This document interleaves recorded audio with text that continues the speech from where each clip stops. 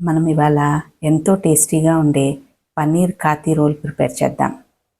First rap కోసము ఒక cup మైదా, ఒక కప్పు గోధుమ పిండి, దానిలో ఒక స్పూన్ షుగర్, ఇంకా ఒక స్పూన్ సాల్ట్, దాంతోపాటే ఒక స్పూన్ నెయ్యి కూడా వేసి ఇలాగా మొత్తం పిండి మొత్తం కలిసేలా కలపండి.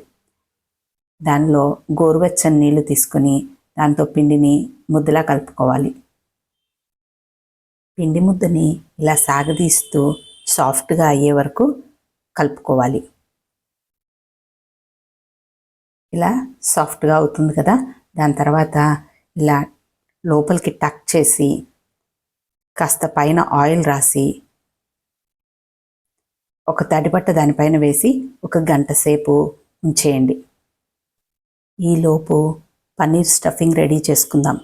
ఒక బౌల్లోకి 2 స్పూన్ల ఆవ నూనె వేయండి. దానిలో ఒక స్పూన్ కాశ్మీరీ చిల్లీ పౌడర్ వేసి కలపండి.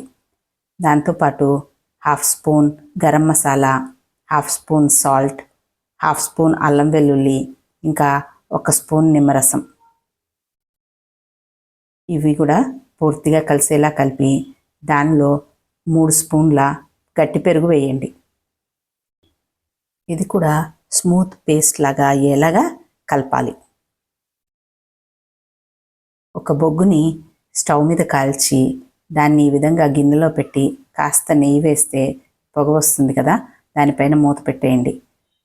ఆ స్మోకీ ఫ్లేవరు ఆ మ్యారినేట్కి పట్టి తర్వాత మనకి తినేటప్పుడు చాలా టేస్టీగా ఉంటుంది. 3-4 మినిట్స్ తర్వాత తీసివేయచ్చు. ఇప్పుడు ఆ కర్డ్లో మనం ఆల్రెడీ కట్ చేసి పెట్టుకున్న పన్నీర్ వేద్దాం. దాన్ని కూడా శుభ్రంగా కలిపి ఒక 15 మినిట్స్ మ్యారినేట్ చేయాలి.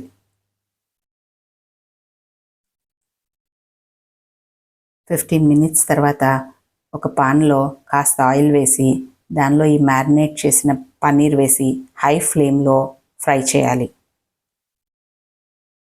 ఇలా కొంచెం కలర్ రాగానే దానిలో సన్నగా తరిగి పెట్టుకున్న ఆనియన్, అలాగే పొడుగ్గా కట్ చేసి పెట్టుకున్న yellow and red bell peppers, green capsicum, ఇంకా టమాటో కూడా వేసి ఒకసారి కలుపుకోండి. ఎక్కువసేపు ఫ్రై అవ్వనివ్వక్కర్లేదు. వెజిటబుల్స్ క్రంచీగా బాగుంటాయి. ఈ స్టేజ్లో కాస్త ఉప్పు కారం కావాలంటే వేసుకోవచ్చు. అయిపోయిందండి, మన ఫిల్లింగ్కి పన్నీర్ కర్రీ రెడీ. ఇప్పుడు దానికి ర్యాప్ ఎలా తయారు చేయాలో చూద్దాం. మనం కలిపి పెట్టుకున్న పిండిని ఎన్ని చపాతీలు చేద్దామనుకుంటున్నారో అన్ని ముద్దలు చేసుకోండి. ఆ ముద్దల్ని కూడా ఒక 15 నిమిషాల పాటు రెస్ట్ ఇవ్వాలి. తర్వాత ఒక ముద్దను తీసుకొని చపాతీలాగా చేసుకొని దానిపైన కొంచెం ఆయిల్ ఇలా పిండి వేసినట్టయితే పొరలు పొరలుగా బాగా వస్తుంది. సో ఫోల్డింగ్ కూడా ఇలా చేసుకొని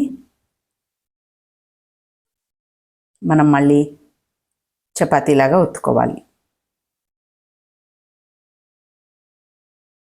దీన్ని పెనం మీద వేసుకొని అన్ని వైపులా ఈవెన్గా కాలేలాగా తిప్పుకుంటూ కాల్చాలి.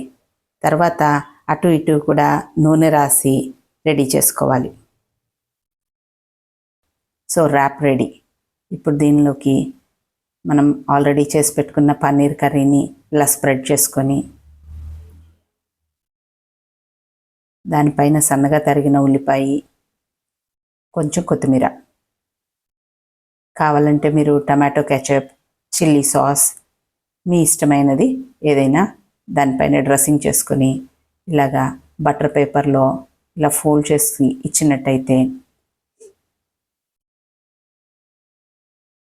కింద ఇలాగా కొంచెం దానిలోకి టక్ చేసేయండి లోపలికి. సో పన్నీర్ కాతి రోల్ రెడీ అండి. చాలా టేస్టీగా ఉంటుంది. ఫ్రాంకీలు అన్నిటికన్నా ఇంట్లో చేసుకున్నది బెస్ట్ కదా. తప్పకుండా ట్రై చేసి ఎలా ఉందో చెప్పండి.